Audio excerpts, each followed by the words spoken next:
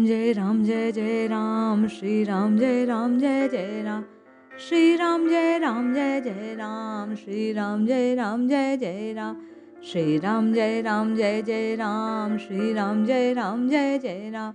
जय श्री हरि। पूज्य गुरुदेव के चरणों में बारंबार प्रणाम। हम और आप बार बार जिस पथ की ओर अग्रसर होते हैं उसे प्राप्त करने के लिए, लक्ष्य की ओर प्रवाहित होने के लिए मन में नाना प्रकार की शंकाएं और जिज्ञासाएं हमें घेरे रहती हैं। हमारे हृदय का ये भाव होता है कि किसकी भांति हम राम राम राम राम रटें कि राम जी हमें मिल जाए। ये बात बड़ी उच्च अवस्था की है कि हम किसी को देखकर उसका अनुसरण कर उसके अनुरूप राम जी की प्राप्ति चाहते हैं। आज पूज्य भाई जी की वाणी में अनन्य भाव को पूरित करने वाला, राममय करने वाला एक भाव श्रवण करते हैं। पूज्य भाई जी कहते हैं, परम तत्व एक ऐसे रूप में हमारे सामने आ सकता है जो खेलने वाला हो, प्रत्यक्ष नाचने वाला हो, जो हमारे साथ खाने पीने वाला हो, हंसने बोलने वाला हो, मुझे और आपको गले लगाने वाला हो। यह हो सकता है यदि उस स्वरूप के भाव में अनन्यता आ जाए।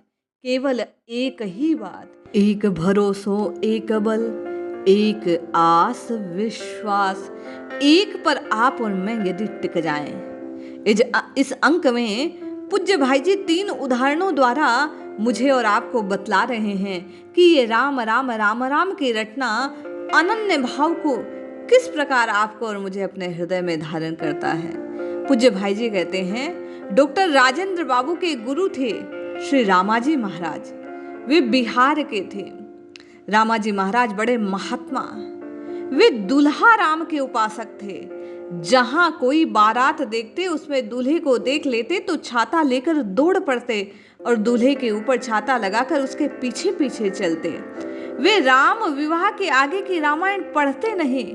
वे कहते, मैं राम का वनवास नहीं देख सकता, मैं तो मेरे राम को महल में देखना चाहता हूँ, उसके आगे मुझसे राम से क्या मतलब। ये भाव था। ऐसा ही भाव कि नित्य निरंतर जिस भाव में आप और मैं राम जी को, जिस भाव में मैं और आप ठाकुर जी को पुकारें, उस भाव के अन्यत्र आपको और मुझे कुछ और दिखाई ना दे। उसके अलावा मैं और आप किसी और रूप को पाने का साहस ना करें, विचारें तक नहीं। केवल वही एक स्वरूप, वही एक विग्रह, वही एक नाम नित्य निरंतर आपके और मेरे चित्त में नाचता रहे, गाता रहे। आपकी और मेरी जो जीवा है नित्य निरंतर केवल और केवल उस नाम को पुकारती रहे। दूसरा उदाहरण देकर पूज्य भाई जी कहते हैं कि काकभूषणी जी को लीजिए। कैसा अनन्य प्रेम है बालक राम के स्वरूप में श्री काकभूषणी जी का। वे कहते हैं कि मुझे केवल मेरे राम बाल रूप में ही नाचते नजर आते हैं। इतने बड़े ज्ञानी काकभूषणी जी से किसी ने पूछा कि आपको कौवा बनना ही क्यों पसंद आया। उन्होंने उत्तर दिया कि इस कौवे के शरीर से बाल रूप राम मुझसे खेलते हैं, इसलिए मुझे कौवा बनना आनंददायक लगा। मुझे कोई देवता का वेश नहीं चाहिए, मुझे तो केवल यही चाहिए क्योंकि मेरे बाल राम इससे खेलकर आनंद को प्राप्त करते हैं। तो जिस रूप में आपको प्रभु आनंद देते हैं, जिस रूप में आपको लगे कि आपके ठाकुर आपको देखकर आनंदित हुए, जैसे काकभूषणी जी ने माना कि कव्य के स्वरूप में बाल राम उनके साथ खेलते हैं, तो वे सदा सर्वदा उसी स्वरूप को धारण करते हैं। उसी प्रकार आप और मैं सद्गुणों को धारण करें, कपट को छोड़ें, क्योंकि राम जी केवल और केवल जो सच्चरित्रवान होते हैं, जिनके हृदय में करुणा दया होती है, उन्हें प्रेम करते हैं। तो आप और मैं इस अनन्य भाव से अपने भीतर देवीय संपदाओं का निर्माण करें, उन्हें पाएं, प्राप्त करें, संचय करें, परिवर्धन करें, जिससे आपके और मेरे राम मुझे और आपको प्रेम कर पाएं, मैं और आप राम जी के निकट रह पाएं। तीसरे भाव को प्रकट करते हुए पूज्य भाई जी कहते हैं कि एक महात्मा है श्री प्रयागदास जी। वे राम जी के और माँ जानकी के अनन्य भक्त हैं। वे स्वयं को माँ जानकी का भाई कहते हैं। इस नाते वे राम जी के साले हुए। उन्होंने लिखा कि आम के नीचे खाट बिछी है, खाट के नीचे करवा, प्रयागदास अलमस्ता सोए, राम लला के सरवा। सरवा अर्थात साले। आम के नीचे खाट है, उस पर राम लला के साले प्रयागदास अलमस्त होकर सो रहे हैं। बड़े भारी महात्मा अयोध्या का पानी तक नहीं पीते थे इस भाव से कि बहन और बेटी के घर के पानी का पान नहीं करना चाहिए, उनके यहाँ कुछ पाना नहीं चाहिए।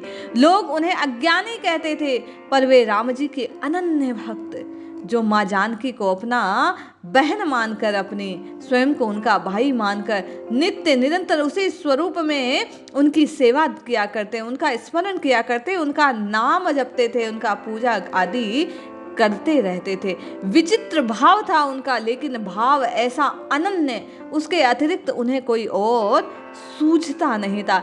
वे केवल और केवल राम जी की इसी भाव से सेवा किया करते, राम जी को इसी भाव से पुकारा करते।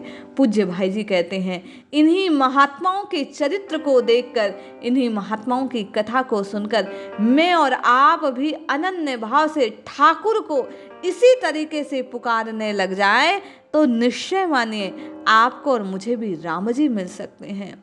राम राम राम राम रटने की कोई विशेष विधि नहीं है, कोई ऐसा नियम, कोई ऐसी एक खाका खींचा हुआ नहीं है जिसमें चलकर आप और मैं राम जी को प्राप्त कर सकते हैं। सबकी अपनी अपनी भावना, सबका अपना अपना भाव, सबकी अपनी अपनी प्रीति जो राम जी तक उसे पहुंचा सकती है।